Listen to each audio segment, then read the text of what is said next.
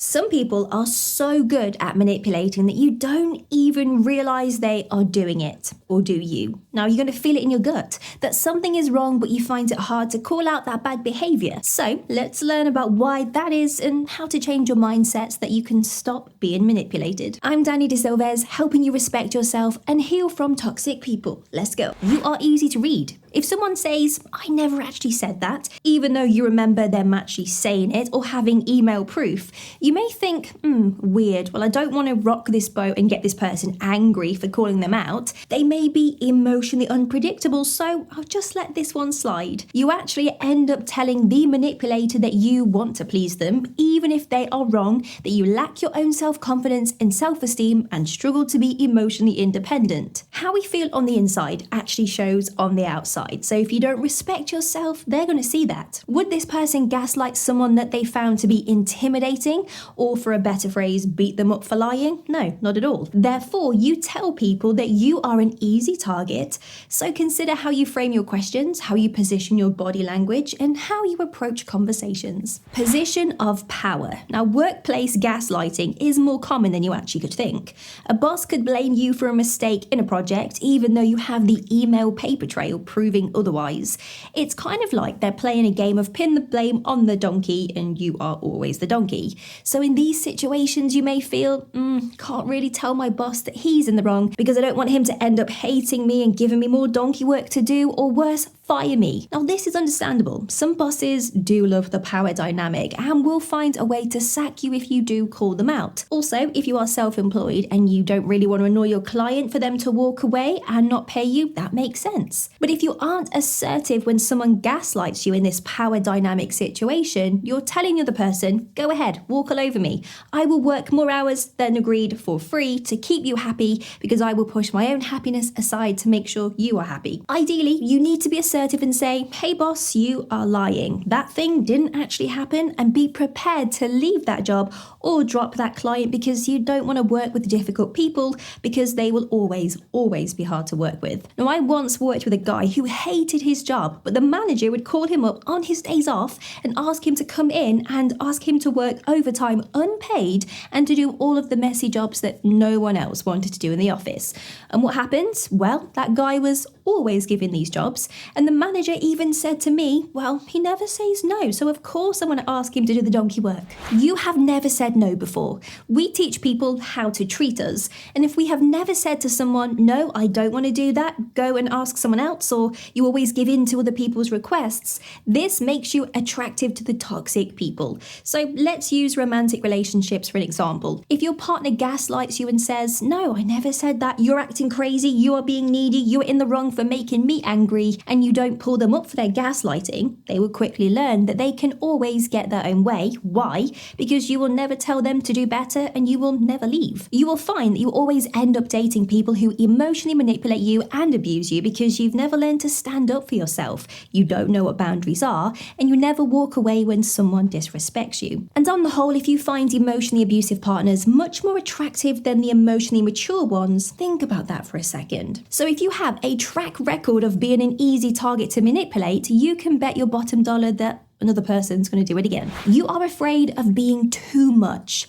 Let's take the it's just a joke jab. Someone makes a hurtful comment, and when you express your hurt feelings, they can reply with, can't you take a joke? You're so sensitive, something's wrong with you. In that moment, you may feel that you are flawed. Maybe I'm being a snowflake. Instead, you should be thinking, it's okay for me to say, hey, that was mean. I'm telling you to stop because that hurt me and I want you to apologize and to promise you won't do it again. If you just laugh along, you actually tell the other person it's okay to continue making fun of you. And so what if someone does call you a snowflake? If someone doesn't care about hurting your feelings, you shouldn't be engaging with that person.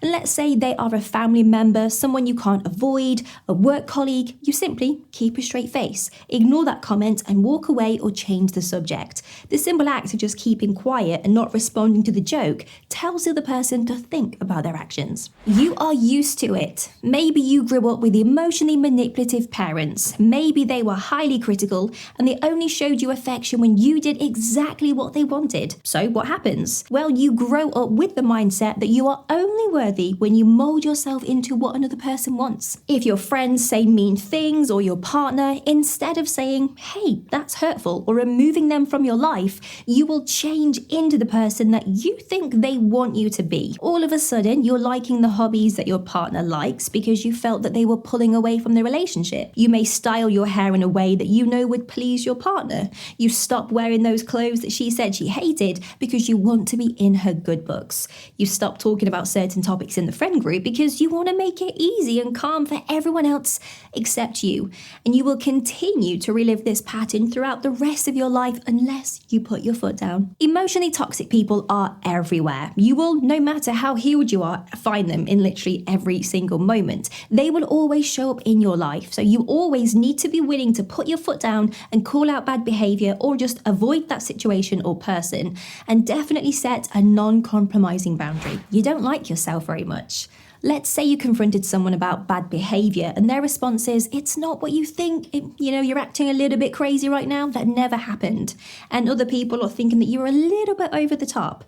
You will want to shut down and be like, other people think I'm flawed. Maybe I am in the wrong. Instead of you saying to yourself, wait, is this person using a fake gang of people to make me feel bad? Now, you may deep down feel that you deserve to be punished and manipulated by others because you engage in self-sacrificing behaviors. You don't expect people to be toxic. Hey, I've been there too. We are good people. We want the best for ourselves and for others. So it's very uncomfortable to accept that there's actual crime and violence in the world and to learn and admit that some people will be rude and they will be toxic.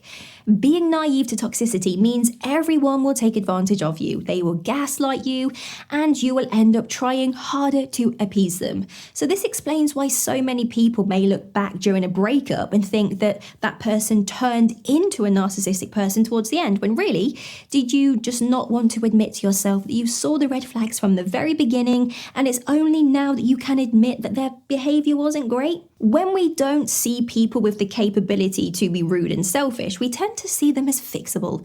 They're just having a bad day, I can change them. It's never your responsibility to encourage the growth of another person. And letting things slide because you think that you can see potential is really you wanting to ignore how rude someone is and just simply play blind to it because it's very uncomfortable to admit. You want to be liked. We all do, right?